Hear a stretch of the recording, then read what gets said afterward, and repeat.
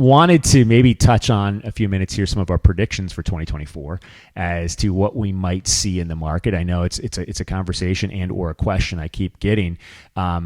And one of those is inventory. We do definitely feel that we're going to see some more inventory as 2024 continues on. Let me ask you, are you seeing, in the last couple of weeks here, have you been out doing more photography? Yeah. Lots of photography. Yeah. I mean, so do you think we've had a little bit of a bump here right at the end of the year? I would say so, for sure. I was definitely out of the office more than I was in. Right.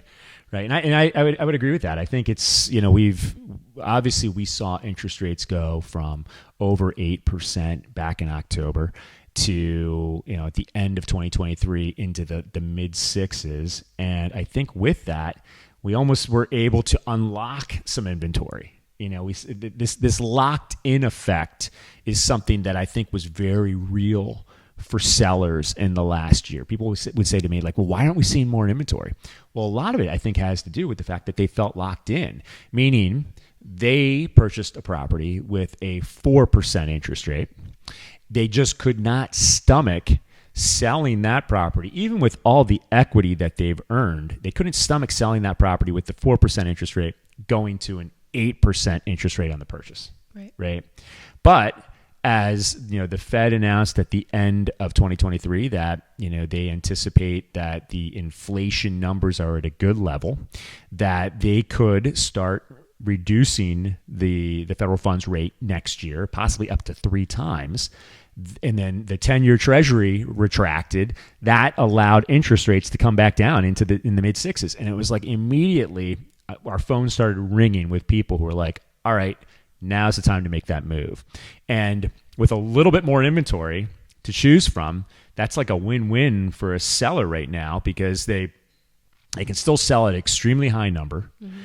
If they sell it, they're going to get an interest rate maybe in the mid sixes this year and have more inventory to choose from. So there might be a tad bit more negotiation room there. The affordability has definitely improved. I think you hit the nail on the head there, Rochelle, it's affordability.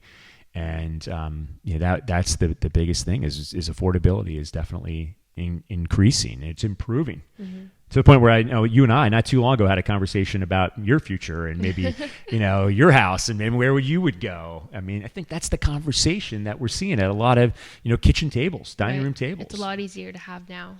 Right. Just seemed out of reach. Yeah. No matter what the price of the home is, that interest rate really impacts the monthly payment. It does. And that's ideally what you're looking at is how much house can you afford?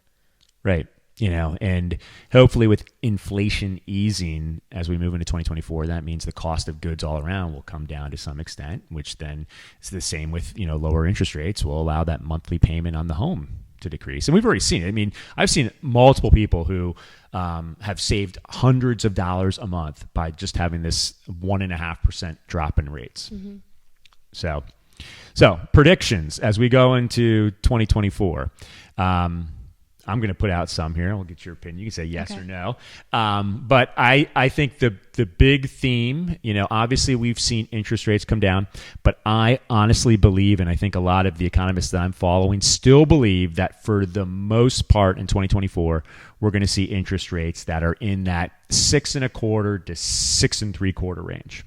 They've come down, but we're probably not going to have, a huge drop. So those buyers who've kind of been, they're thinking, oh, well, rates are going to continue to go.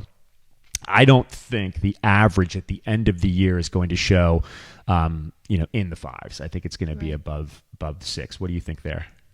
I mean, I definitely don't think we're going to see a big drop. I'm no economist, but you hear it every day. You hear us talking about it. I hear Ryan talk about it every day. But I mean, there are other options too to help bring it down even a little more for you.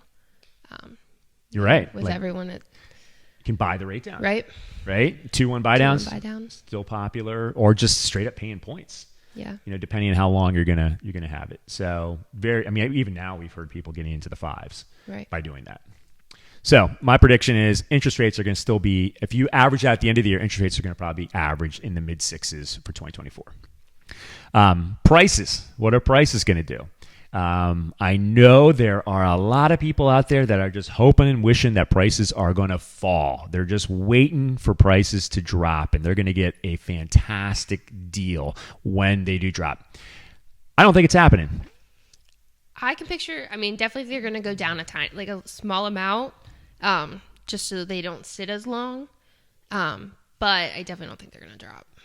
Right. As much as I would love for that to happen, I don't think so.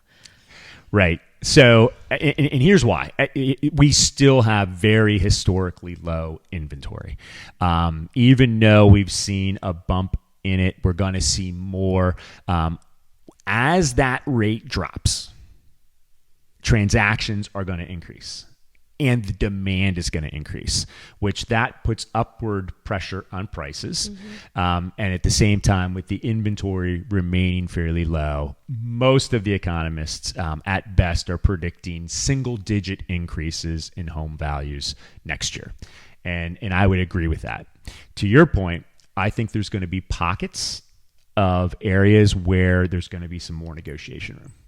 I think there's going to be times throughout the year where there's going to be the possibility to negotiate more, like right now.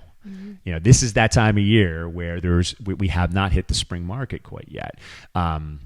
So there could be a little bit more negotiation room there. But all in all, I honestly believe that we're looking at single-digit increases in prices next year. Thoughts? I mean, unfortunately, I agree. Right. Okay. So Fortunately for the seller. Right, for the seller. But me, who wants to do both. So I guess, it's a win. That's where the affordability comes in. So affordability, even though prices stay the same, the lower interest rate has improved the affordability. Right. And so I think that's that case there. So what do we cover here? We've got so interest rates in the mid sixes. Prices, I believe, are going to be kind of flat to single-digit increases. Inventory, I do think, is going to increase to some extent. I think we will see pockets of areas where more will come on the market. There's the possibility as we enter the spring market here in Ocean City, we might see some more inventory. People deciding whether they want to keep it for another year or put it into a rental program. I think we'll see a few more opportunities there in the next 30 to 60 days. So I think at the end of the year, we'll look back and say there was a little bit more inventory as well. For sure. What about transactions? Transactions. Are we going to see an increase in transactions? Yes, for sure. I think so. I'm hoping. Definitely. If there's more inventory, especially once, people are like, I want to buy a beach home. It's getting nice out. The holidays are over. Now done worrying about Christmas. Now summer, spring. What's our plan? What are we doing? Right. I would agree. I think that my opinion, 2024 is going to be definitely a higher transaction count year. As I mentioned early on, 2023 was the lowest transaction count nationwide going back to the early 2000s.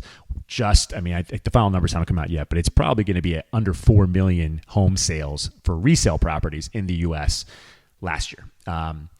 2024, most of those experts are saying anywhere from 4.25 to, I think it was NAR, that was National Association of Realtors, that predicted possibly up to like 4.8 million home sales next year, which would be a huge jump and a welcome jump. But a lot of that, once again, comes down to this like locked in effect. People feel that rates have come back down a little bit. They're seeing a little more inventory.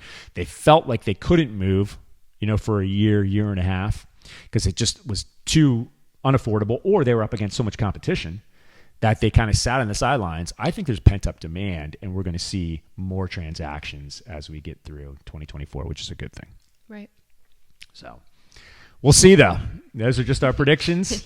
Obviously, Rochelle is actually out there working these new listings every day, so she's seeing it firsthand that there's a few more to choose from.